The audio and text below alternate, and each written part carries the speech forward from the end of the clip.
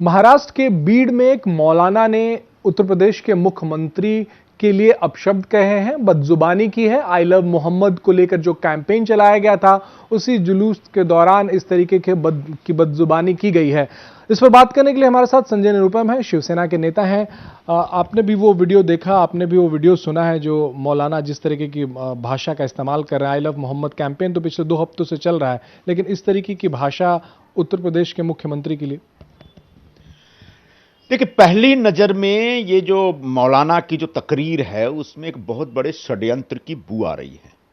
जिस दिन से आई लव मोहम्मद कैंपेन शुरू हुआ है उसी दिन से हम लोगों को शक हो रहा है कि इसके पीछे कोई बहुत बड़ी कॉन्स्पिरेसी रची गई है, मुस्लिम नौजवानों को भड़काने के लिए, मुस्लिम नौजवानों को सरकार के खिलाफ या हिंदुओं के खिलाफ, सनातन के खिलाफ भड़काने के लिए कोई एक बड़ी मुहिम चल रही है।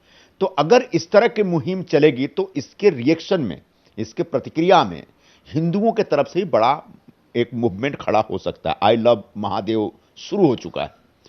तो एक आने वाले दिनों में और कुछ नहीं, एक दंगे फसाद का वातावरण बनाने का कोई एक षड्यंत्र रचा जा रहा है, यह साफ साफ दिख रहा है।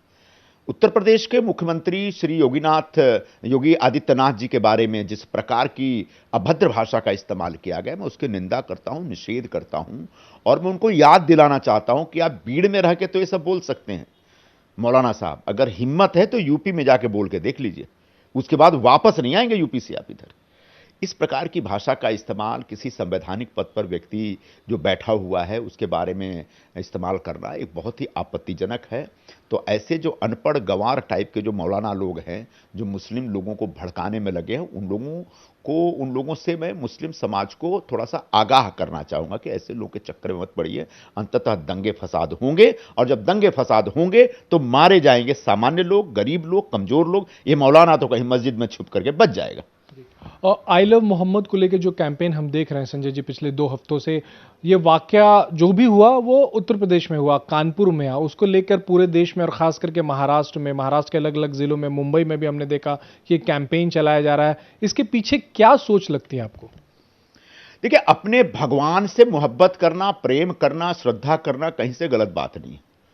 तो अगर कोई बहुत ही सकारात्मक दृष्टिकोण से और सही सोच के साथ आई लव मोहम्मद कहना चाहता है, उसका स्वागत है। लेकिन इस आई लव मोहम्मद के पीछे अगर नफरत की कोई भावना छुपी है, धर्म विशेष के खिलाफ लोगों को भड़काने का कोई अभियान शुरू हुआ है, तब तो एक बहुत खतरनाक मामला है। और ऐसे खतरनाक जो अभियान है, उन अभियानों को कुचलने के लिए सरकार पूरी तरह से एक तरफ से तैनात है, और सरकार को कहीं से कम मत आकिए। तो कल अगर ऐसे जो दंगा फसाद करने वाले जो मौलाना है उनके खिलाफ जो कार्रवाई होगी, तब यह मत कहिएगा कि मुस्लिम लोगों के ऊपर अत्याचार हो रहा है या मुस्लिम होने के नाते किसी के साथ भेदभाव किया जा रहा है। आप इस देश के पहले नागरिक हैं, और इस देश में जो कानून और व्यवस्था है उसके हिसाब से जीने की आदत डालिए। अगर कानून और व्यवस्था का उल्लंघन करेंगे, आई लव मोहम्मद के नाम पे हिंसा भड़काने की कोशिश करेंगे, जहर फैलाने की कोशिश करेंगे, तो उसका रिएक्शन भयंकर हो सकता है। इसके लिए वो तैयार हो जाए। मौलाना का जो बयान आपको लगता है हिंसा भड़काने की कोशिश है?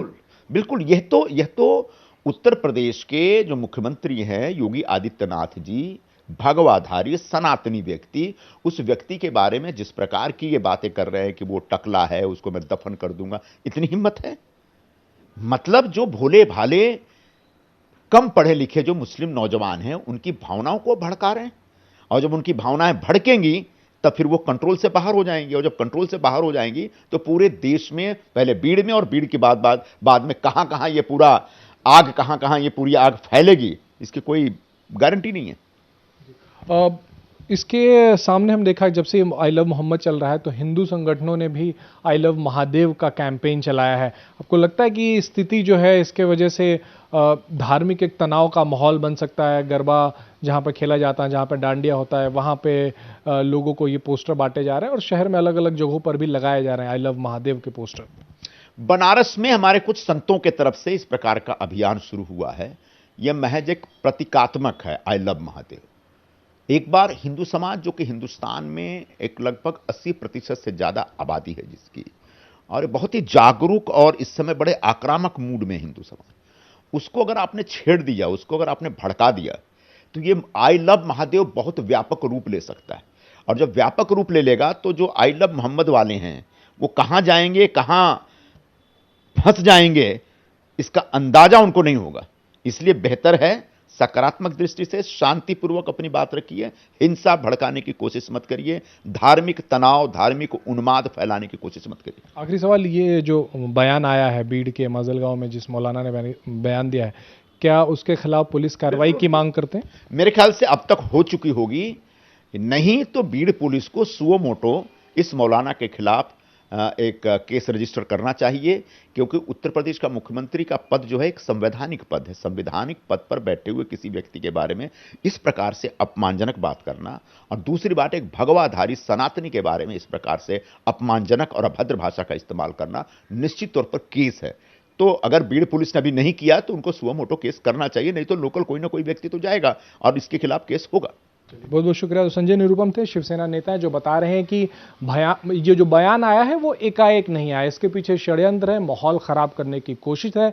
ऐसे में बीड़ पुलिस को कार्रवाई करनी चाहिए और मौलाना के खिलाफ जिन्होंने जिस तरीके का बयान दिया है, उन धाराओं में जो भी धाराएं इसमें लगती हैं, उन धाराओं में उनके खिलाफ कार्रवाई की जानी चाहिए। कैमरा विजन भदौरिया के साथ राजेश कुमार, इंडिया टीवी, मुंबई।